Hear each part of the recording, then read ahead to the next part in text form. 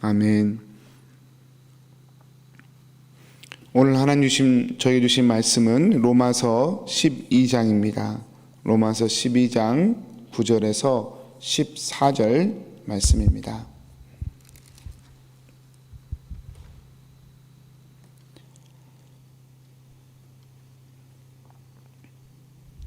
사랑에는 거짓이 없나니 악을 미워하고 선에 속하라. 형제를 사랑하여 서로 우애하고 존경하기를 서로 먼저 하며 부지런하여 게으르지 말고 열심을 품고 주를 섬기라. 소망 중에 즐거워하며 환난 중에 참으며 기도에 항상 힘쓰며 성도들의 쓸 것을 공급하며 손 대접하기를 힘쓰라. 너희를 박해하는 자를 축복하라. 축복하고 저주하지 말라. 아멘. 로마서 12장부터는 복음을 이해한 성도들이 살아야 할 삶의 열매들에 대해서 이렇게 말씀하고 있습니다. 사랑하는 성도님들, 그런데 제가 이 말씀을 보면서 오해하지 말 것이 있습니다. 그것은 이것이 또 하나의 규칙이 되어서는 안 된다는 것입니다. 이것을 우리의 힘으로, 우리의 열심으로 열매 맺어버리면 안 된다는 것입니다. 그 부분이 좀 많이 헷갈리시죠? 지금 하라고 막 그랬는데 노력하지 말라는 말은 도대체 무슨 말이냐? 아마 그러실 겁니다. 성도님들은 오늘도 좀 복음을 한번 이해해 볼 텐데요. 성도님, 오늘 9절에 나온 사랑에는 거짓이 없다, 그렇게 말씀하지 않습니까? 여기서 사랑은 아가페 사랑을 얘기합니다. 그러니까 하나님의 사랑을 얘기하는 것이죠. 이거 구분하는 게 굉장히 중요한 것 같습니다. 고린도전서 13장을 우리가 소위 사랑장이라고 하는데 거기서 나온 사랑도 사실은 다 아가페 사랑입니다. 헬라어로는 정확히 아가페를 쓰고 있습니다. 성도님들 다 아시겠지만 아가페는 우리가 노력한다고 할 수 있는 사랑이 아닙니다. 아가페 사랑을 받은 자가 흘려보내는 것이죠. 아가페 사랑이 믿어지는 사람이 이 아가페의 열매를 흘려보낼 수 있는 것이지 노력한다고 될 수 있는 일은 근본적으로 아닙니다. 이 차이를 조금 저희가 이해할 필요가 있습니다. 하나님께서 우리를 사랑하셨습니다. 하나님께서 우리를 사랑하셨습니다. 근데 그 사랑에 대한 감동과 은혜가 우리 가운데 있는가, 그것부터 점검하는 게 참 중요합니다. 오늘 9절 말씀에 악을 미워하고 선에 속하라 말씀하는데요. 여기서 말하는 악, 복음에서 말하는 선, 복음에서 말하는 악과 선이 여러분 무엇인지도 좀 구분이 돼야 합니다. 세상에서 일반적으로 말하는 악과 선이 아니기 때문에 그렇습니다. 여러분, 이런 생각하면 어떨까요? 하나님 없는 선이 있습니다, 세상에. 하나님 없는 악도 있을 수도 있을 것 같아요. 그것은 하나님 없이 우리의 스스로 노력과 힘으로 규정해 놓은 선과 악일 것입니다. 예를 들면 율법을 선과 악의 온전한 기준으로 품고 있는 분들은 율법이 잣대가 돼서 율법을 어기면 악이라고 얘기할 것입니다. 그리고 율법을 지키는 걸 선이라고 얘기할 것입니다. 그런데 복음은 사실은 율법의 본질이어서 율법의 규정을 뛰어넘는 하나님의 아가페적인 사랑을 드러내는 수단이었죠. 그래서 예를 들면 유대인이 이방인과 같이 밥 먹는 것, 율법에는 금하고 있거든요. 율법에서는 그걸 악이라고 규정하고 있습니다. 근데 복음에서는 그것이 악이 아니라 또 말씀하죠. 베드로와 바울의 이야기가 그것을 보여줍니다. 그러니까 포인트는 하나님 안에서 선, 하나님 안에 있는 선, 그리고 하나님 없는 악, 이 기준을 우리가 가지는 것이 참 중요합니다. 성도님들, 오늘 하나님의 사랑을 아는 사람이 맺어야 할 삶의 열매들을 쭉 말씀했습니다. 서로 사랑하고 우애하고 존경하고 부지런하고 주님을 열심을 품고 섬기고 환난 중에도 소망을 품고 즐거워하고 또 다른 이들의 쓸 것을 힘을 다해 공급을 하고 박해하는 자를 축복하고 그를 위해 기도하고.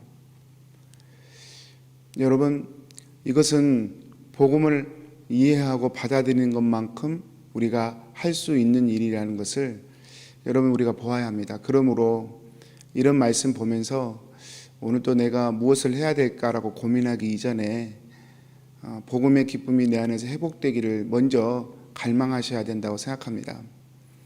그 초대교회 길을 묻다라는 책에 보니까 초대교회가 어떻게 그렇게 무덤 속에 들어가서 신앙생활을 해야 되지 않습니까? 4대 동안 굉장한 세월인데요.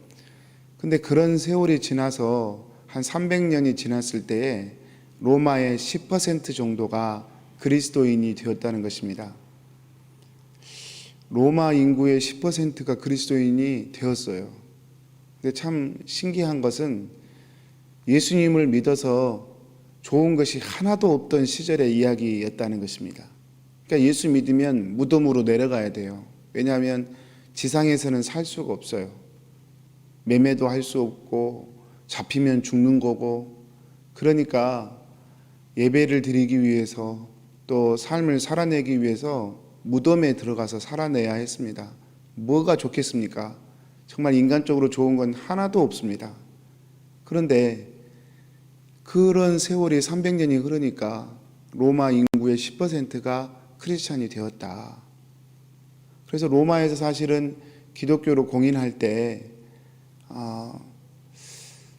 이렇게 그냥 은혜에 취해서 공인했다기보다는 10%의 인구가 만만치 않게 되니까 공인하게 되었다라고 하는 시점을 또 보게 되었습니다. 참 새로운 시점이었는데요, 저에게는. 어떻게 초대교회가 그렇게 든든하게 뿌리를 내릴 수 있었을까? 그 이유 중에 하나가 복음 안에서 서로를 사랑하고 지켜주는 것이었다고 합니다. 그래서 원래 카타콤이라고 하는 것이 원래는 살기 위해서 무덤으로 내려간 건데, 카타콤의 또 다른 기능 중에 하나가 예전에는 사람이 죽으면 그것을 무덤으로 만들어주는 비용이 굉장히 비쌌다고 합니다. 그런데 카타콤은 성도의 죽음을 이렇게 준비하면서 한 사람이 어려움을 당하면 온 교우들이 전심으로 그를 도왔다는 것이죠. 그 대표적인 것이 죽었을 때 장사 지내주는 것이었다고 합니다. 카타콤의 숨은 이유가 살기 위해서 숨기도 했지만 서로를 돕는 가장 효과적인 방법이 그 당시에는 서로 무덤을 이렇게 준비해주고 사후를 준비해주고 이런 것이었다고 하는 글귀를 본 적이 있습니다. 참 인상이 깊었어요. 가정 단위로 3명, 5명 예배를 드리는데 이 사람들이 너무 사랑하니까 믿지 않는 사람들이 어트랙티브했다. 매력이 있었다는 것입니다. 외적으로는 아무 매력이 없는데 서로 사랑하는 모습을 보니까, 서로 복음으로 서로를 위하는 모습을 보니까 이 매력이 끌렸다는 것입니다. 그래서 한 사람, 두 사람 끌려서 교회에 나온 것이지 다른 뭐가 있어서 교회에 나온 건 아니었다는 것이죠. 참 그 얘기 듣고 좀 묵상이 되었습니다. 사랑하는 성도님들, 우리가 하나님의 말씀 안에서 이렇게 복음으로 우리 자신을 충분히 채워가면 그 속에서 이 복음의 열매가 맺혀질 줄로 믿습니다. 사실 지금 제가 갖고 있는 문제 중에 하나가 이 복음에 익숙하지 못하다는 것입니다. 그 말은 예수님이 성령님으로 우리 속에 들어와 계시고 우리와 동행하고 있다는 사실에 대해서 우리는 너무 이론적으로만 이해하고 누리지 못하고 있다는 것입니다. 이것이 제 자신에게 가장 안타까운 점입니다. 예수님과 동행하는 운동을 제 나름대로 제 속에서 이렇게 하면서 발견되는 것이 있어요. 생각보다 예수님 생각 많이 안 합니다. 무슨 끔찍한 죄를 지은 것도 아니지만 정말 말씀 생각해야지, 예수님 품어야지 그렇게 하는데요. 심지어는 설교 준비를 하면서도 예수님 생각하는 게 어려워요. 그래서 내가 하루 동안 얼마나 예수님을 생각하고 예수님과 동행하기를 힘썼나 일기에 적어보면 정말 10분 단위입니다. 10분 단위. 이게 여러분, 예수님과 동행하는 것이 우리에겐 지금 너무 낯설고 힘든 세상이 되어버렸어요.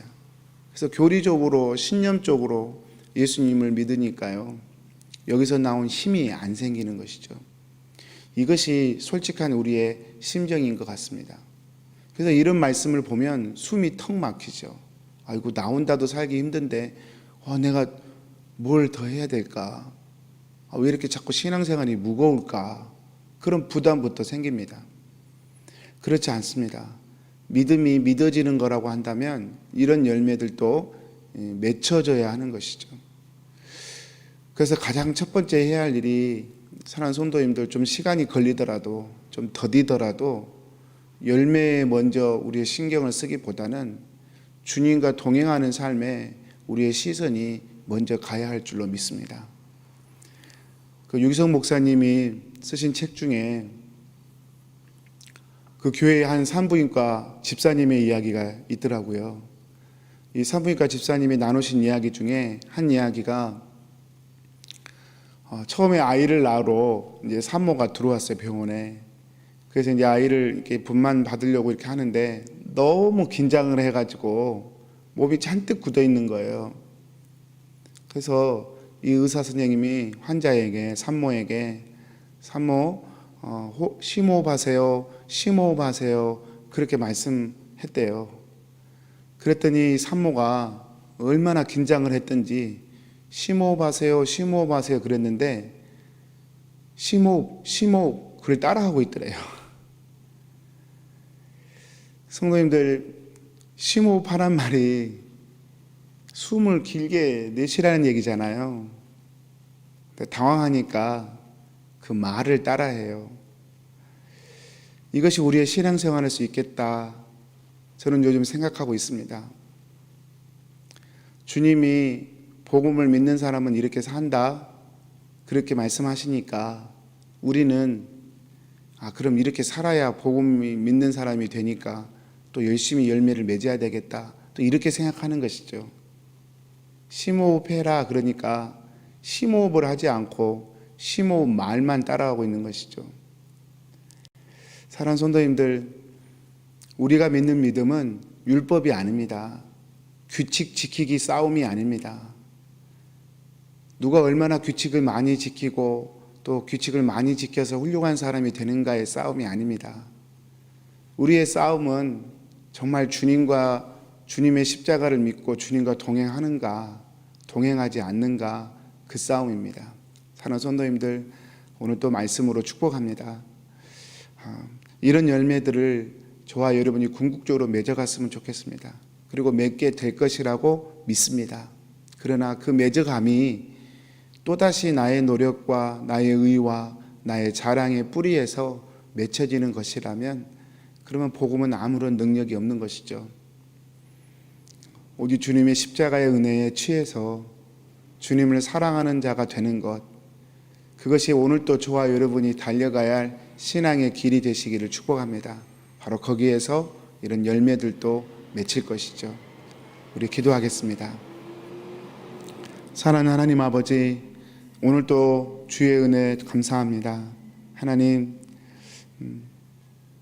오늘 하루도 우리 예수님 생각하고 주님이 제 안에 계신 걸 잊지 않고 기억하고, 그것이 우리의 내 삶 속에 깊은 뿌리가 될 때까지 우리 주님을 가까이 여기고 24시간 주님을 생각하고 주님과 동행하기를 힘쓰는 자들 되게 하여 주옵소서. 주님을 믿는 자가 맺어야 할 삶의 열매들이 좀 더디지만 인내를 가지고 믿음을 가지고 주님과 동행하는 것에 우리의 마음을 쏟게 해주셔서 결국은 이런 삶의 열매들, 사랑의 열매들, 환난 중에도 기뻐하고 또 선으로 악을 이기며 주님 축복하고 섬기고 먼저 존경하고 먼저 나누는 그런 삶의 열매들이 결국은 우리 삶 가운데 맺혀지는 자로 살아갈 수 있도록 주님 저희들을 축복하여 주옵소서. 오늘도 우리 킹선 하나님께 모든 교우들 가운데 성령으로 함께 하시는 우리 예수님, 우리 사랑하는 교우들 성령으로 붙잡아 주셔서 주님과 동행하는 것이 누려지는 귀하고 복된 하루 되게 해주시고, 일하다가도 주님 생각나고 밥 먹으면서도 주님 생각나고 삶의 어려움을 만났을 때도 주님의 사랑을 확신하며 주님의 사랑을 의지하는 복된 성도들로 주님 인도하여 주옵소서. 의지하옵고 예수님의 이름으로 기도합니다. 아멘. 하늘에 계신 우리 아버지여, 이름이 거룩히 여김을